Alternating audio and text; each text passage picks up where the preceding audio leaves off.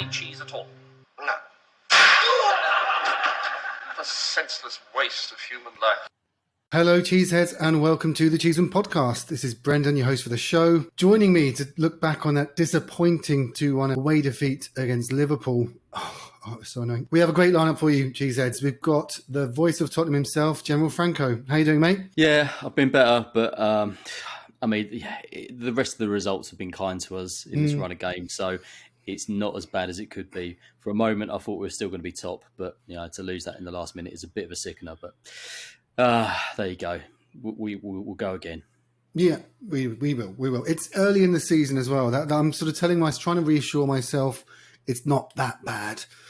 Exactly. Yeah. So joining Franco and myself, we're delighted to be joined, making his season debut, amazingly, the founder of the Cheeseman Podcast, all the way from Sydney, is Mr. Aaron Jolly. Aaron, mate, it's been ages. How are you? It has been ages, mate. I've been absolute dog shit, but I tell you, I'm in a really good mood this morning because I've just seen, I think, the funniest name of all time. There is a new college American footballer, and his name is General Booty. First name General, last name Booty. So, General, I'm pretty disappointed with you, mate. We need to add a second name to you. I think Booty, maybe General Bootylicious. Yeah, I love that nickname. Sounds good. Yeah, was that your college, your university nickname, Franco? Was it General Booty?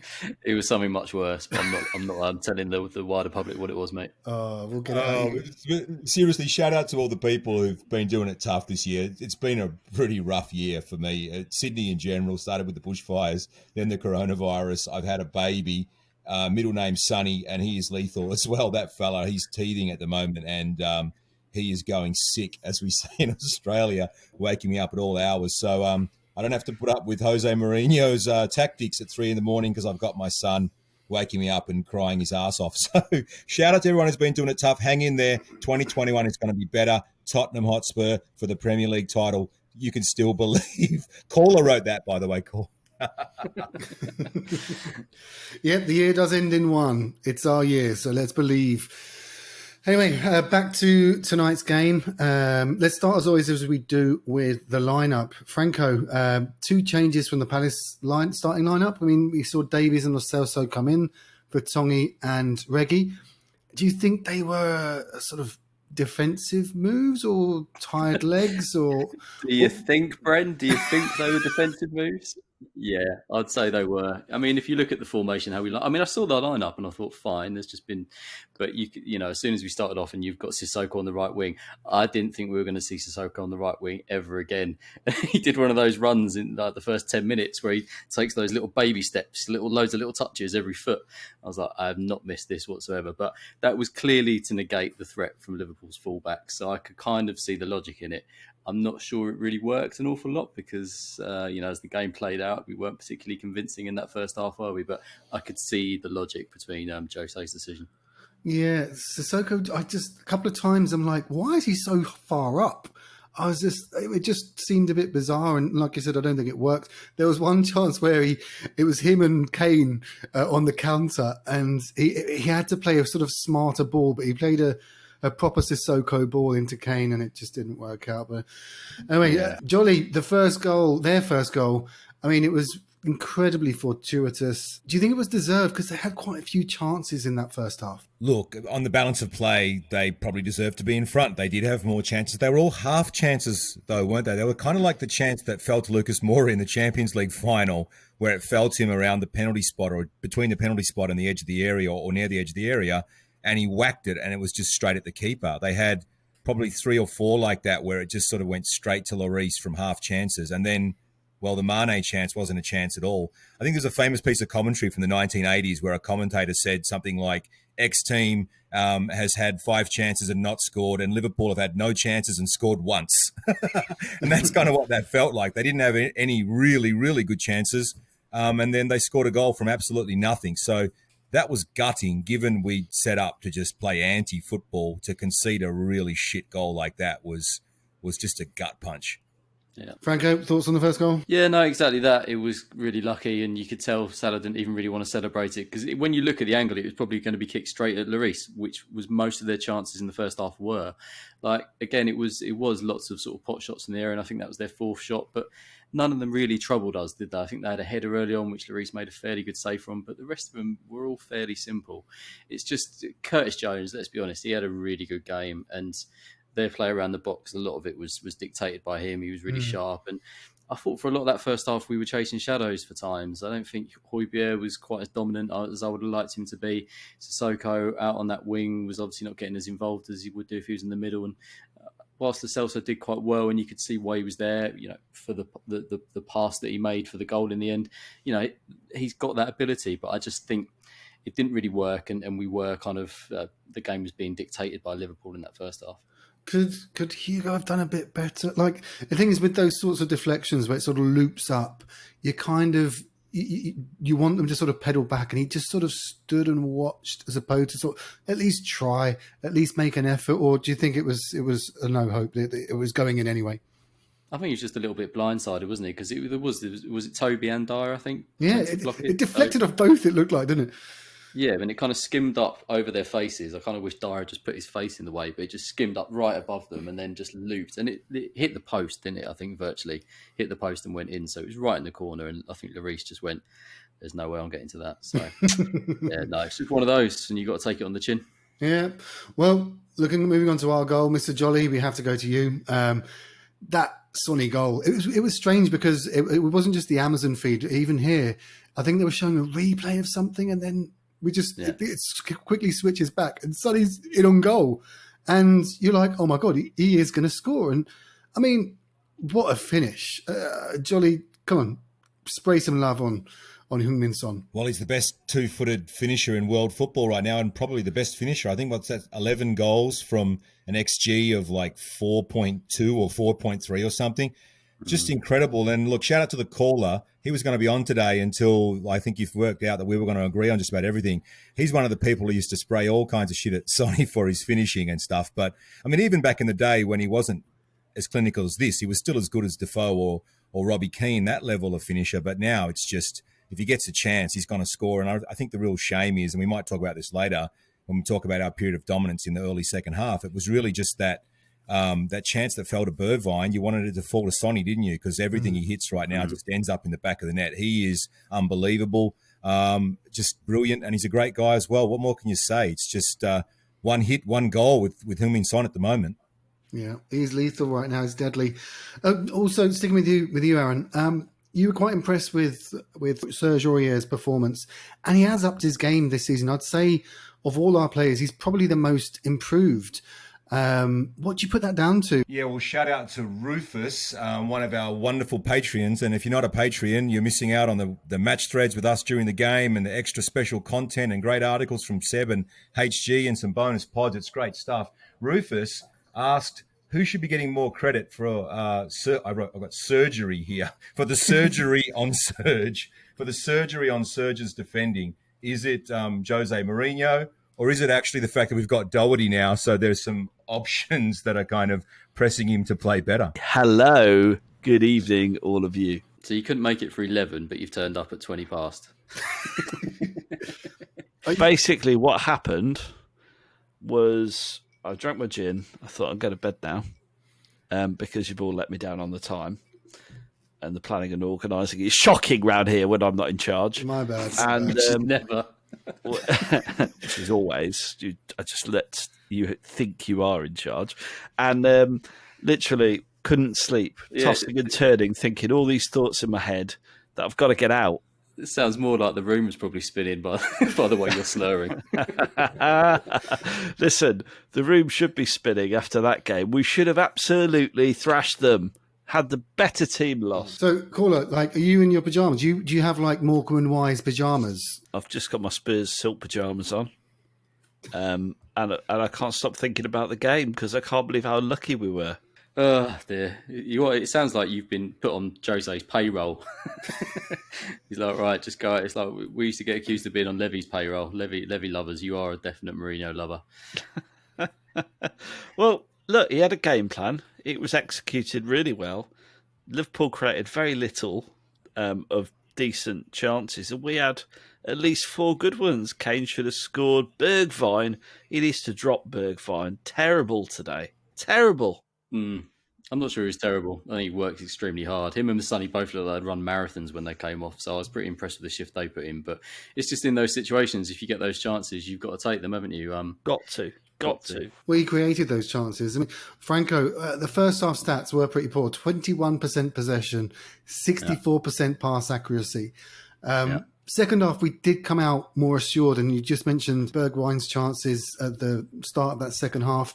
It was much more improved in that second half, wasn't it? Yeah, I mean, but this is the thing. What I will disagree with most people is that, yes, we created the best chances. I mean, the XG backs it up. The 4 best chances of the game were all ours, but none of them were particularly well crafted, apart from Sonny's goal, which was a brilliant pass from Lo Celso. You know, Bergwijn's first chance was just a long ball over the top, which I think Curtis Jones just mucks it up and it went behind. And then, you know, it was difficult for him because Trent Alexander-Arnold was very close and was kind of making it difficult for him. He scuffed his shot, but it was a good chance. But then the next one, again, long ball, Kane heads it on, Sonny wins a header, which is a rarity in itself. And then Bergwijn was just through. And then I honestly thought he was going to score, really did. And he came as close as he could hitting the post. But Jolly's right. If that was Sonny, that's almost a guaranteed goal, you'd hope. And it's just really unfortunate because Bergwijn has scored loads of goals in the Dutch league, and you know he's struggled for them since his impressive early start where he got a few, and he's not really done that since. He's struggled this year for goals. But Jose is blaming the post I've just seen on Instagram. Was too wide. So he's got a picture of him looking pensively at the dugout, saying, "The moment the post denied us victory, we deserved." Proud of everyone. Come on, you Spurs. Jose seems to have taken this debate really well. If you saw his post-match interview, zilch sour grapes there. It was funny. Well, yeah, speaking of sour grapes, I really do not like Jurgen Klopp. He just winds me up. During the game, he's all shouting, and after games, he's all like patronising to reporters and like, "Oh, did you think that was a penalty? Did you not think that was a penalty?" And it's just like, dude, you're such caller. What did you make of Klopp's theatrics during the game and after, when he sort of got his fake teeth out with Firmino and having a fake teeth off? What I want to know is, Jolly, do you still have a Bell End of the Week award? Well, I haven't been on for most of the season, but if we do have a Bell End of the Week, it's definitely Jurgen Klopp today, isn't it? Because or is it Jose Mourinho for saying Spurs were the better team? I think it depends on the way you see things, don't you? It was the perfect Jose kind of Inter Milan 2009-10 style game where, like, Inter played without the ball as well, and they won a treble. That's how we played. We had good chances and stuff, but I mean, you could probably make a claim that Jose was the bell end for saying the better team lost. Because, do you agree with him? No. Klopp is the bell end of the week with his fake teeth and he's jumping around on a touchline like a jack in the box. The guy's a prick. Yeah, absolute prick. And yeah, don't get me wrong, he's a good football manager, but he's an absolute dick. The other week it was BT Sport. He was like trying to embarrass the person who's interviewing. Tonight, the only embarrassment was he embarrassed himself, looking like a jack in the box, jumping up and down on the touchline like a 12-year-old who's just found a porno mag. He was out of control. Franco, I mean, what are your thoughts on Klopp? He was winding me up so much through the game, just shouting, and it's weird because there's the observation that Jose has sort of got his mojo back and he's now the manager that's charming and everyone loves, and Klopp's sort of turned into a bit of a sourpuss, a bit of a prick. Yeah, apart from when he wins, and then like you say, when he wins, he's just really annoying because he's just I don't know. I find him quite engaging and quite humorous at times. You know, his German eccentricity, but yeah, I hate losing to Liverpool. I really do. Yeah. We're good at it, though, aren't we? That's the problem. Yeah, because it happens so often. It's annoying. Well, just get back to the game. Mr. Jolly, we looked like we were going to hold on. I was certain it was going to end a draw. We are quite good at seeing these things out, but just a small lapse in concentration.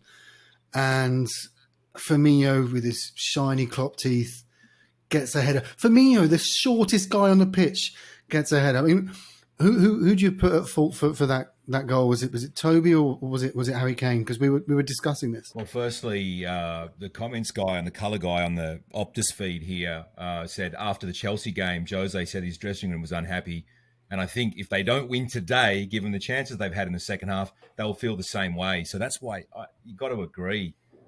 Their first really, really good chance was Mane on 73 minutes. And as we mentioned before, and then, gee, it's just gutting, isn't it? What are you going to say? Kane, he's obviously run probably more than Eriksen used to run in that spot during the game. Like, it's probably done 12 kilometres or something like that. He's probably gutted, but it's a horrible, horrible way to lose. And it just brings back awful memories for me of being in Madrid the day after the Champions League loss and listening to Liverpool fans sing that bloody Bobby Firmino song like 432 times in a row, like the chorus.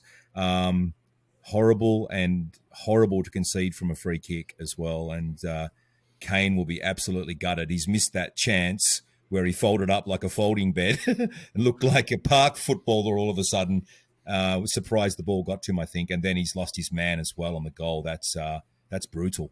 Yeah. Was it his man, though? Because I thought Toby was marking and Toby misjudges it seemed to me. Kane was kind of in front of him, but Kane just decides not to jump. And I think if he'd jumped, he might have put Firmino off. But it was still a really good header, and there's not much you can do about it. But I don't know if you've seen the footage, but it was Tim Sherwood gave us the kiss of death, because on some commentary he's there going, yeah, I mean, Spurs are comfortable from corners. They're not going to, I can't see them conceding from this one. And then lo and behold, he's got Robbie Savage laughing at him, which is probably what he deserves. It's one of the most cringe things I've ever seen. It's doing the rounds now. More cringe than all of his post-match interviews as a Spurs manager. Worse, I think. Worse. Hey, his record was second to none, don't forget. Well, on the subject of Kane, I mean, he did take a knock to the head, I think at a corner as well, I think with Wijnaldum. Do you think that might have affected his sort of desire to jump up and get involved with Bobby Firmino? Are you serious, or are you clutching at straws? I mean, for crying out loud. Brendan, come on. Like, I'm the eternal optimist, but for God's sake, he lost his man at the corner. It was between him and Alderweireld. They cocked it up, right? It's so frustrating, and I suppose the thing that bites so hard is that's the typical Spurs thing to do, isn't it? We know what's coming. All the way through the game, I knew what's coming. I didn't genuinely expect us, sadly, to get anything from Liverpool, because we never do. It's always late drama, and we're always on the bloody receiving end of it against those Scouse scum. But we've only got ourselves to blame, because if you take those three gilt-edged chances, I would say, certainly two of them, then the game's beyond reach of Liverpool, to be honest. We've just got to, we can only kick ourselves. Yeah, and that Harry Kane one was just the best chance we had. I know it's from a corner. The thing is, I don't think that's a well-worked chance again, because it's from a corner, isn't it? But he will be gutted that he got too much on it, headed it straight into the floor, didn't he? You almost think that's the sort of goal that he would score 99 times out of 100, and just typical that today from 2 yards out, he managed to fluff it. Wasn't our day. Never is there. Never is. It will be our day next season. On the subject of the season, I mean, Caller, I'll stick with you because you've joined us late on.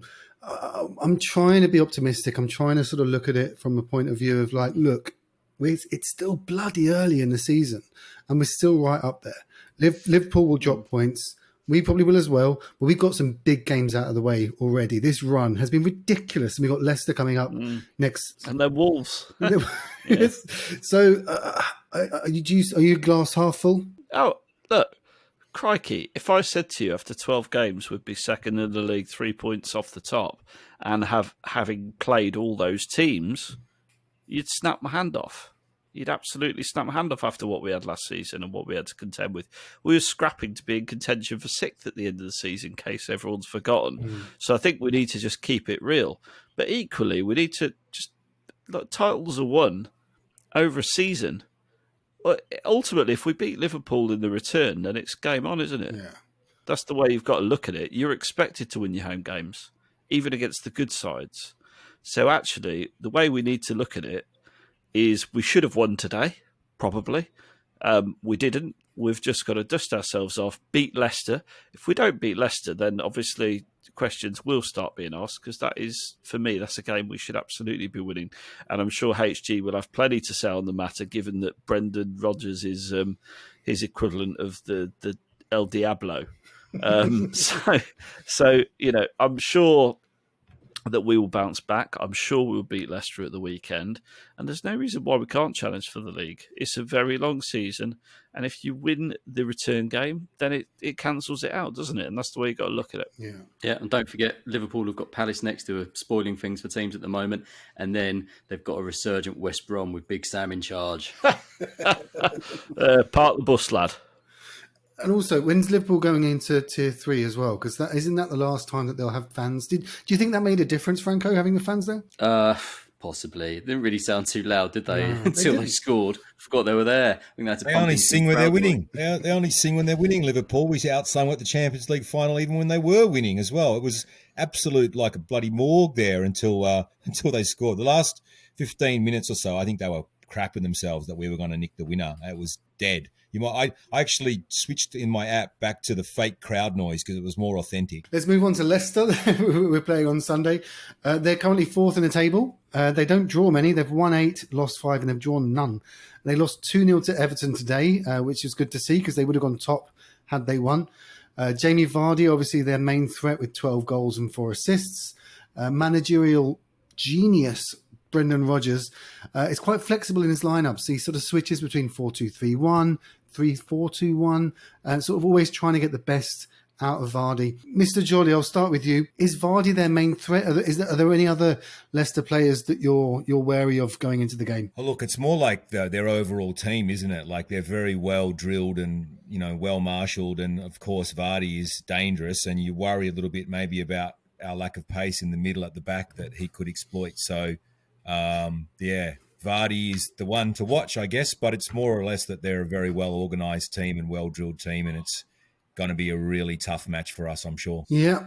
Franco, your thoughts ahead of the Leicester game? Because we do laugh at Brendan, well, HG laughs at Brendan Rodgers, but he's not a complete buffoon. Like, I think he does know how to set a team up. Obviously, having worked under managers like Jose, he went to Celtic, but I think Caller could probably win the league with Celtic. Absolutely. So, what do you make of Brendan Rodgers? Is he a fraud? Is he a charlatan, or does he know what he's doing? No, I don't think he's as bad as HG makes out. But you would learn with HG that once he's made a decision on something, he will stick to his argument for the rest of his life. So I think that's more the point there. But I think he flatters to deceive a little bit. I don't think they're maybe deserving of how well they're doing in the league at the moment. But they've got a decent team and a decent squad. They've had injuries this year. I think today, Ndidi was playing at centre-back. So they've obviously got a few issues. But I've got a feeling that some of those injuries are going to return fairly soon. And their main attacking lineup, Barnes, Maddison, Vardy, are all decent players. They've got Under, who's on loan from Roma, who's a good player. And then off the bench today, they had Perez, and Iheanacho's not terrible. But the point is they've got options. And even with players like Pereira out at the moment as a wing back, they've got young player Justin coming in and stuff like that. So they've got lots of options. And then Tielemans, who I knew at HG really wanted us to get. He's a tidy midfielder alongside Mendy or Ndidi in there as well. And they've got a very good goalkeeper in Schmeichel. So across their first 11, they're actually pretty good. And they've got some squad depth. But a lot of it is about Vardy. What's he got now? Something like 11 goals this season. Most of them come from him, a few from Barnes. And Maddison, it can score a goal or two. So they're a threatening team. But I still think Jose, in terms of who's a better manager between Jose and Brendan, I'm not going to argue there. Yeah. But can Jose live up to quotes like this one? This is a direct Brendan Rodgers quote. I've always said that you can live without water for many days, but you can't live. But you can't live for a second without hope. Oh, God. Well, I think that's the point, is that Brendan is just a complete dork, isn't he? He just comes out of some absolute nonsense. Or my personal favourite, I use a quote with the players: per asper ad astra, which is Latin for through adversity to the stars.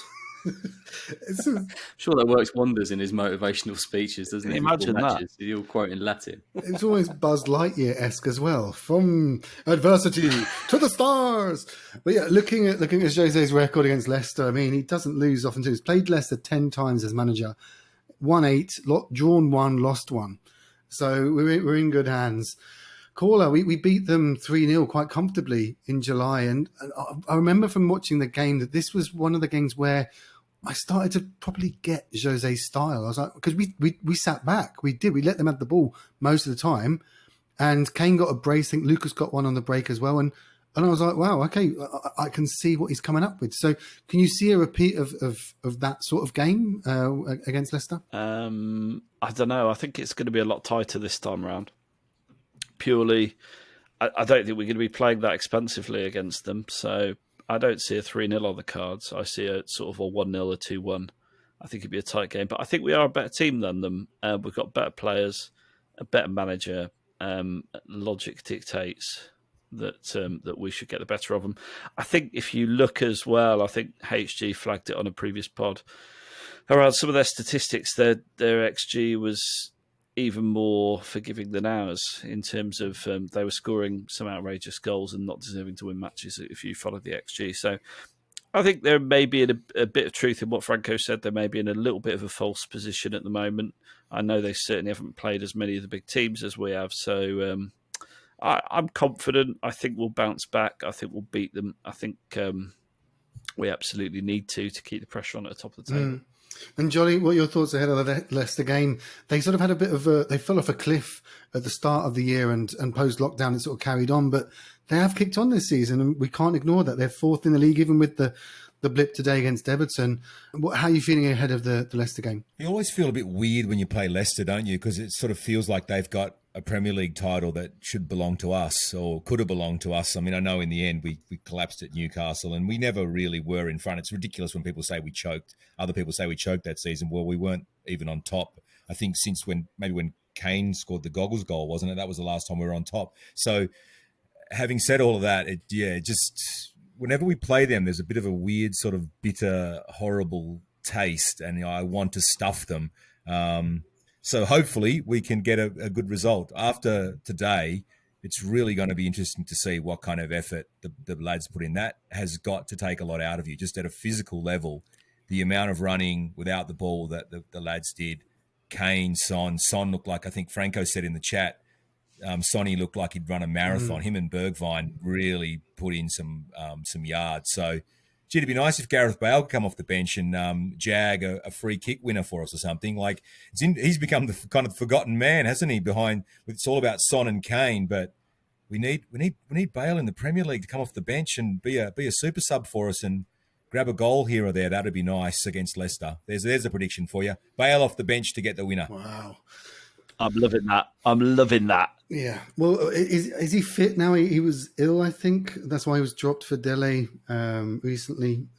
Franco, do you think we'll see Bale this weekend? Well, he wasn't on the bench today, was he? So I think he might still be ill or whatever. But yeah, I mean, we've said it before. I think he's been largely impressive. I went on a bit of a rant on our last YouTube video saying that he needs to rocket up his arse. He really needs to show more than he has been, and he needs like some testosterone injections or something. He needs to get angry.